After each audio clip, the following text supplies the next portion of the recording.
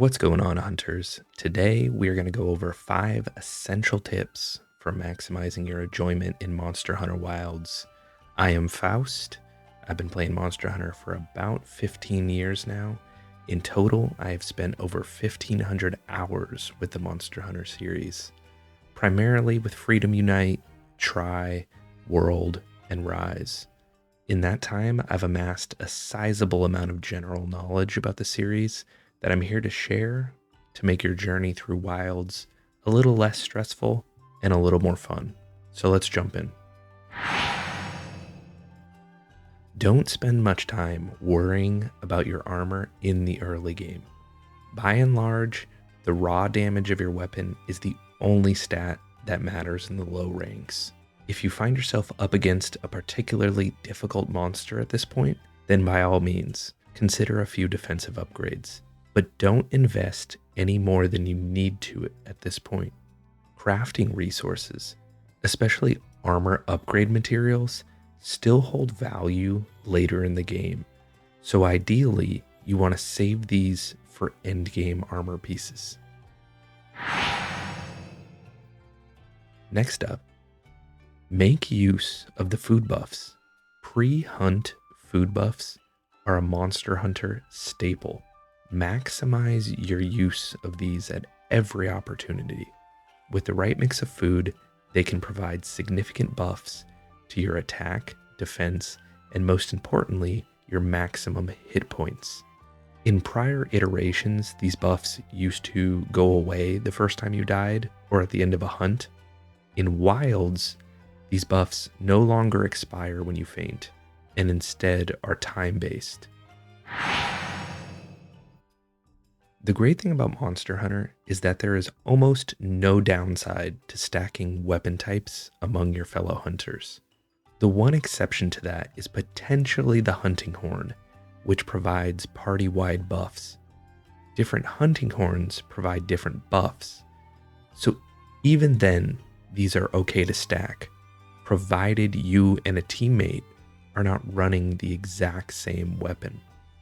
With all that being said, I encourage any new or intermediate hunters to heavily experiment with the different weapon types, especially in the low ranks. Every weapon type retains the same moveset regardless of the specific weapon used. This means every longsword functions essentially the same. Likewise with every hammer. You should always play what you enjoy, but I've generally found it better to flesh out my late game armory with different weapon types that have different elemental affinities.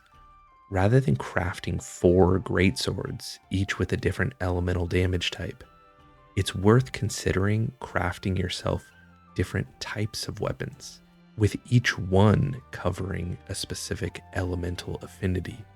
The last thing you want in the late game is to lock yourself into playing just one weapon type, because that can get old real fast. This tip is something that I think applies to hunters of all skill levels, but I found it to be especially true for more advanced hunters that get caught up in the min-maxing of their play. I cannot state this one emphatically enough. Your theoretical highest damage combos are not actually the highest damage in practice. High-level Monster Hunter is all about knowing your attack windows. And while that big, slow, true charged slash might work great against a target dummy, it's extremely unreliable when fighting an actual monster that can reposition itself. Boiling down Monster Hunter combat to 1 or 2 max DPS attack rotations is bound to end in failure. Monster Hunter's combat is more of a flowchart than anything else. The first step is to assess your attack windows and try for combos that can reliably hit within that window. If one of your hammer bros manages to knock out the monster for an extended period, then by all means, try for the true charge slash. But in most cases, you're better off aiming for a reliable, lower DPS combo than an unreliable, higher DPS one. Play defensively. This one is especially true in the higher ranks, when you're more at risk of actually dying. There is no shame in it. On the contrary, I think it should be more applauded. There is nothing worse than failing a hunt 10 minutes in because you got aggressive and carded one too many times. When you fail a hunt, so do all of your fellow hunters. So do your teammates a favor and fight with just a smidge of caution. It's still faster to fight a monster defensively than it is to have to fight a monster twice aggressively. My one final bonus tip to you all is to have fun with Monster Hunter Wilds. Monster Hunter is, at its core, a loot treadmill. It always has been. I hope it always will be. But while you're acquiring loot to acquire more loot, don't forget to actually take the time to enjoy the thrill of the hunt itself.